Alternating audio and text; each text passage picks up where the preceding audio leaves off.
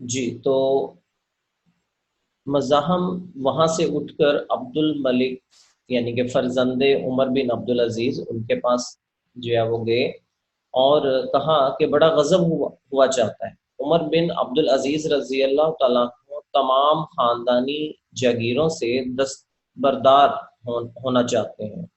دستبردار ہونا یعنی کہ اپنے ہاتھ سے کسی اور کو دے دینا، چھوڑ دینا اس کو۔ لیکن میں نے ان سے کہا کہ اپنی اولاد کا لحاظ کر لیجئے۔ عبد الملک نے کہا استغفر اللہ، تم نے بہت بری رائے دی ہے۔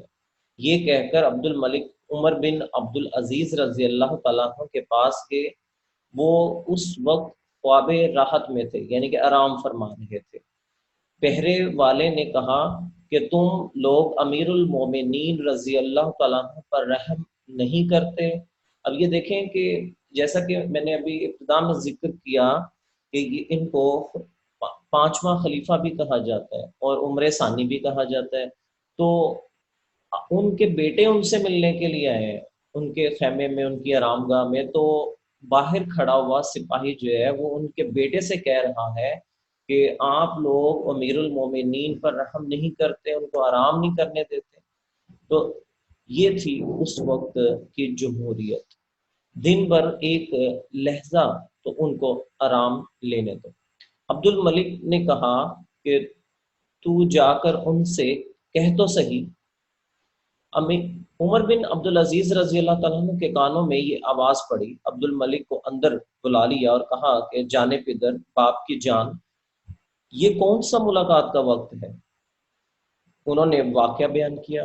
عمر بن عبدالعزیز رضی اللہ تعالیٰ عنہ نے کہا کہ میں نماز ظہر کے بعد ممبر پر چڑھ کر اس کا اعلان کر دوں گا، کس چیز کا؟ کہ وہ تمام جاگیریں جو ہے وہ میں واپس کرتا ہوں۔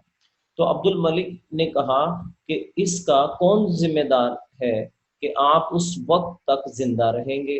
یہ تھی بیٹا جی تربیت ماں باپ کی، کہ اس دور میں جو ہے وہ، جیسا کہ کل کے لیکچر کے آخر میں بھی میں نے بات کی، کہ وہ بیٹا جو ہے وہ ان باپ سے بھی بڑھ کر تھا۔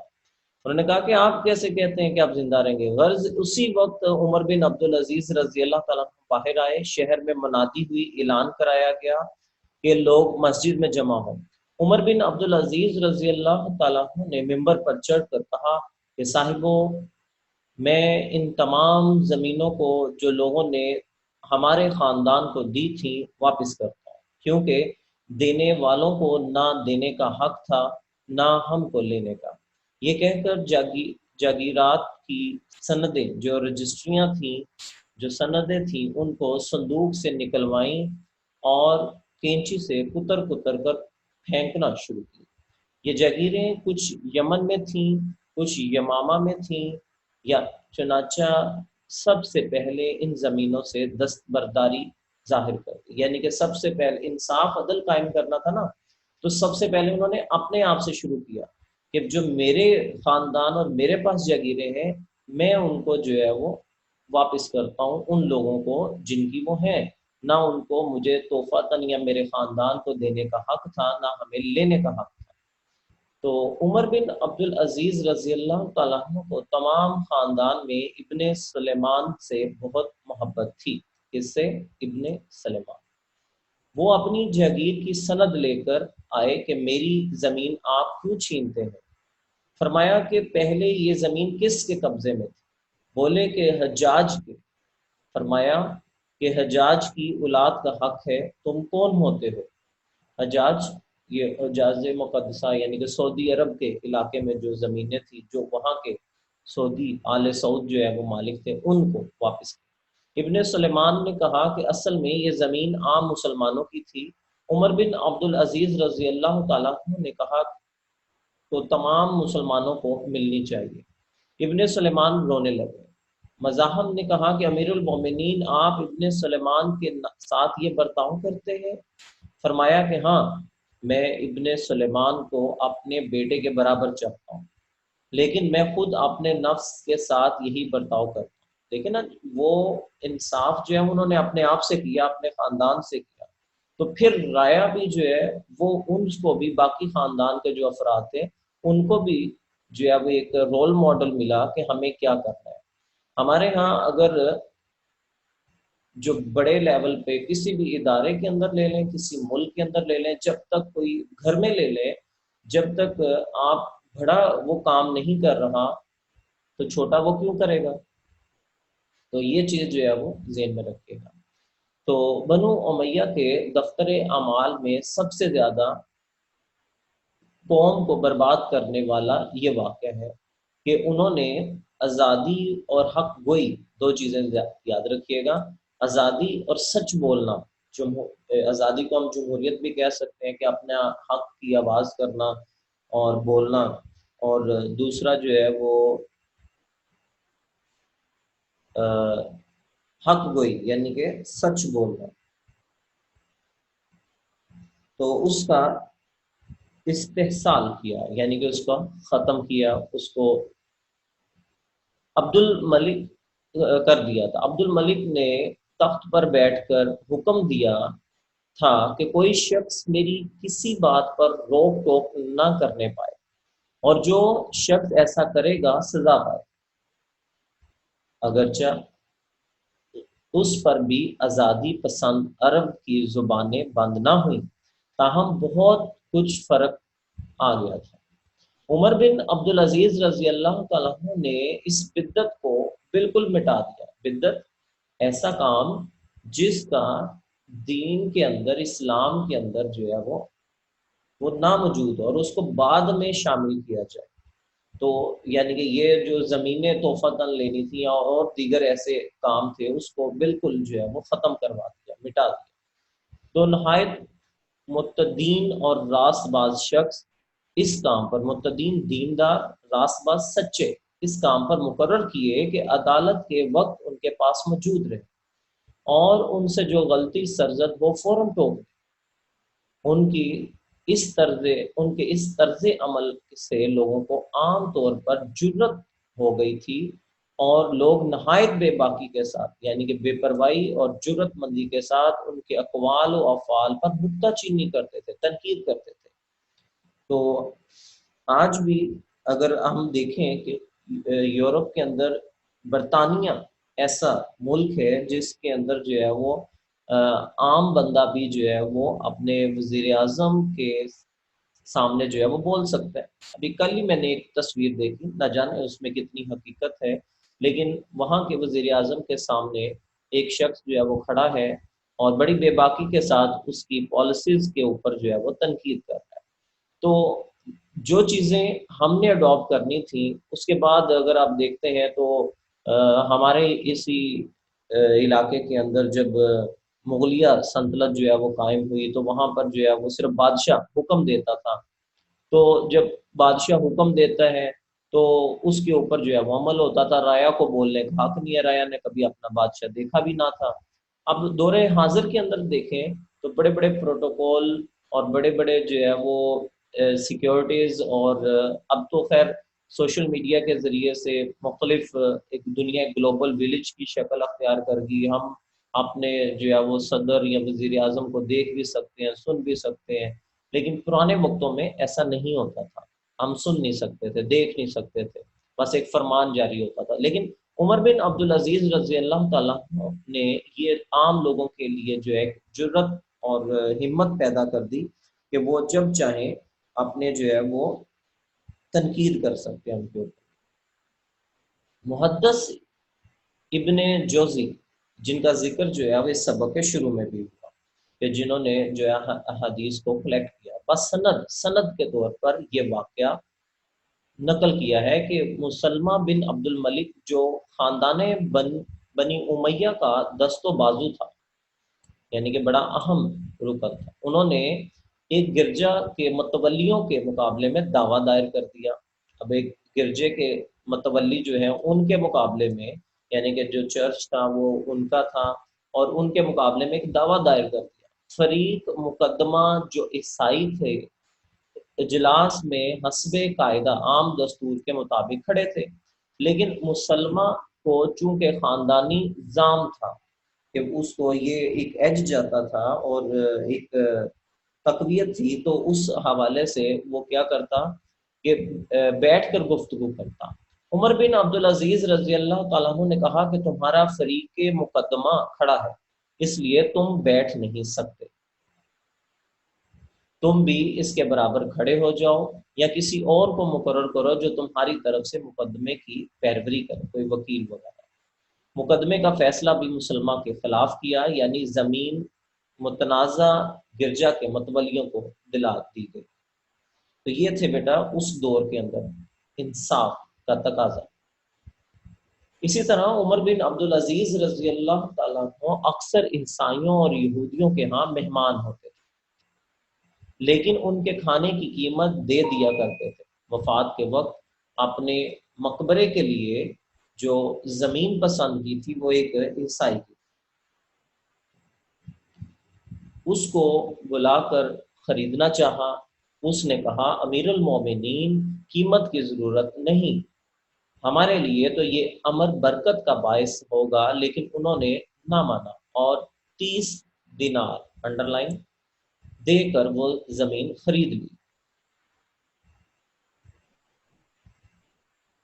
جی اگلا اقتباس جو ہے یہ آپ نے نشان بھی لگانا ہے، لاہور بورڈ 2012 میں یہ یہاں تک جو ہے وہ آیا ہوگا۔ تو اس کی آج کا ہوم ورک بھی یہی ہوگا، آپ نے سیاق و سباق اگر بیٹا سمجھ آ جائے تو وہ آپ کر دیجئے گا، ادروائز اس کی 12 لائنیں جو ہے وہ آپ نے خالی چھوڑ۔ تو عمر بن عبدالعزیز رضی اللہ تعالیٰ عنہ کی حکومت اور سلطنت کا اصل اصول مساوات اور جمہوریت تھا، کہ وہ حکومت اور سلطنت کیسے قائم رہی۔ یہ دو باتیں بیٹا جی ذہن میں رکھیے گا، اصول مساوات اور جمہوریت۔ آپ نے دیکھا کہ مسلمان رایا ہو یا عیسائی رایا ہو یا کوئی بھی کسی بھی مذہب سے تعلق رکھنے والی، عمر بن عبدالعزیز نے انصاف قائم کیا۔ اور دوسری بات جمہوریت، ڈیموکریسی، کہ آگے سے جو ہے وہ بول سکتے تھے، اپنے حقوق کی ڈیمانڈ کر سکتے تھے۔ تو یعنی یہ کہ تمام لوگ یکساں حقوق رکھتے ہیں اور بادشاہ کو کسی پر کسی قسم کی ترجیح حاصل نہیں، صرف ملکی امور میں نہیں بلکہ معاشرت اور ذاتی زندگی میں بھی عمر بن عبدالعزیز رضی اللہ تعالیٰ عنہ اس کا لحاظ رکھتے تھے۔ جیسا کہ کل میں نے آپ کو ایک چھوٹا سا واقعہ سنایا تھا جس میں وہ انہوں نے ایڈوانس تنخواہ کا تقاضا کیا تھا، تو اسی طرح ایک واقعہ اور بھی آگے لکھا جا رہا ہے کہ ان کے کھانے کا یہ طریقہ تھا کہ عام مسلمانوں کے لیے جو لنگر کھانا تھا، جو لنگر خانے بنائے گئے تھے، اس میں 1 درہم روز بھیج دیا کرتے تھے اور وہیں جا کر عام مسلمانوں کے ساتھ جو ہے وہ کھانا کھا لیتے تھے۔ تو یہ طریقہ جو ہے وہ ہوتا تھا کہ مختلف قسم کی جو ہے وہ اس زمانے کے اندر جو ہے وہ عام لوگوں کے لیے جو ریاست کی طرف سے لنگر خانے ہوتے تھے اور ان کے اندر جو ہے وہ کچھ پیسے جمع کروا کر ان کے ساتھ بیٹھ کر جو ہے وہ کھانا کھاتے تھے۔ تو اصل ہمارا جو ہے وہ یہ تاریخ ہے، ہمارے حکمران جو ہے وہ اس طرز کے تھے۔ تو ایک دفعہ رات کے وقت مسجد میں گئے تھے، ایک شخص مسجد کے صحن میں لیٹا ہوا تھا، اتفاق سے عمر بن عبدالعزیز کے پاؤں کی ٹھوکر اس کو لگی، اس نے جلا کر کہا کہ کیا تو پاگل ہے؟ عمر بن عبدالعزیز رضی اللہ تعالیٰ عنہ نے کہا کہ نہیں، پولیس کے آدمی موجود تھے، انہوں نے اس شخص کو گستاخی کی سزا دینی چاہیے۔ عمر بن عبدالعزیز رضی اللہ تعالیٰ عنہ نے کہا کہ کیوں، اس نے کیا گناہ کیا ہے؟ اس نے تو صرف استفسار کیا ہے، صرف پوچھا ہے، کوشچن کیا تھا کہ کیا تم پاگل ہو؟ میں نے کہہ دیا نہیں۔ تو یہ تھا عاجزی اس دور کے اندر۔ تو عمر بن عبدالعزیز رضی اللہ تعالیٰ عنہ جب مرنے لگے تو مسلمہ بن عبد الملک نے کہا کہ وصیت کر جائیے۔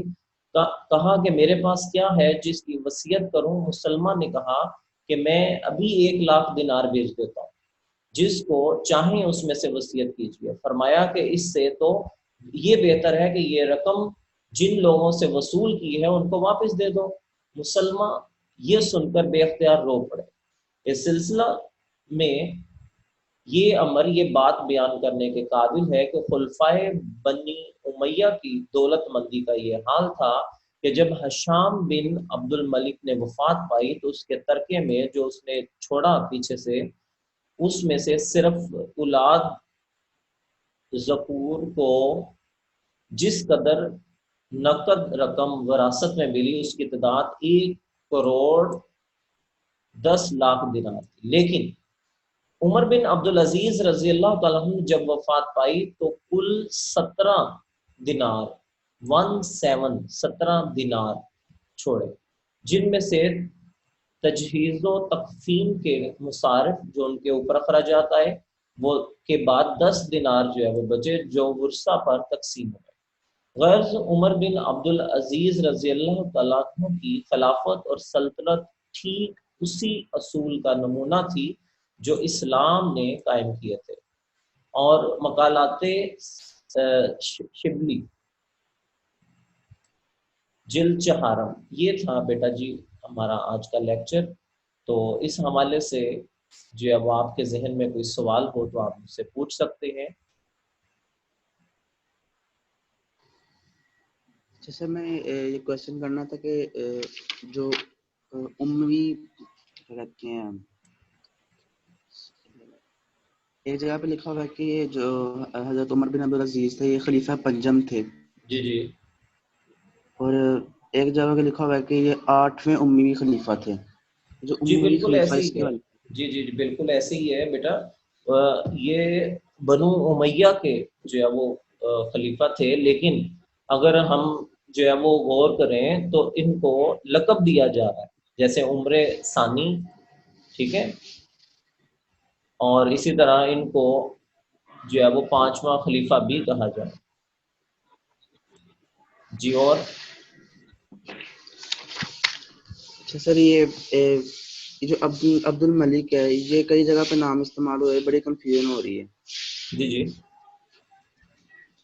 ایک جگہ پہ لکھا ہوا ہے خلیفہ ولید بن عبد الملک، ٹھیک ہے، اور ایک جگہ پہ ان کے فرزند کا نام عبد الملک، اور باقی 3 جگہ پہ استعمال ہوا ہے کہ عبد الملک مسلمہ بن مجدین۔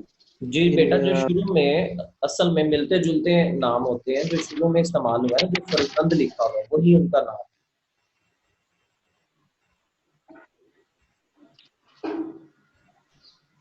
یعنی کہ جو بریکٹ سے پہلے یعنی کہ عبد الملک، اور جی یہی ان کا نام، عبد الملک بن عبد العزیز یوں لکھا جا سکتا ہے، جیسے وہ خطاب لکھتے ہیں، ٹھیک ہے، کنیت وغیرہ۔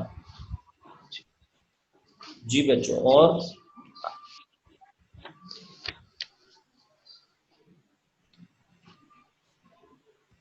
ہاں جی کتاب نظر آ رہی ہے بیٹا آپ کو؟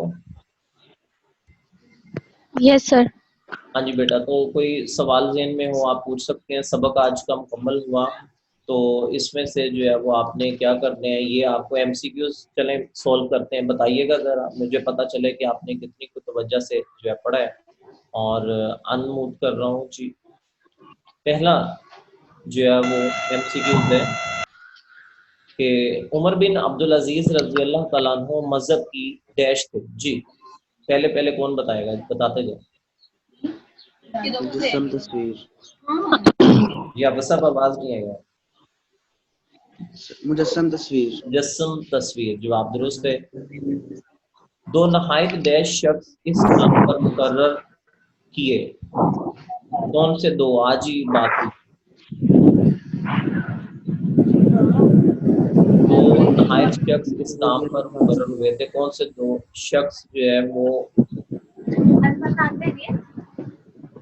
نہیں، متدین اور راست باز۔ یہ جواب درست ہے، متدین اور راست۔ امیر المومنین، میں خدا کی تحریر ڈیش کے مطابق فیصلہ چاہتا ہوں، کس کی؟ قرآن پاک۔ قرآن مجید، جواب درست ہے، قرآن پاک۔ اور کس نے کہا تھا یہ؟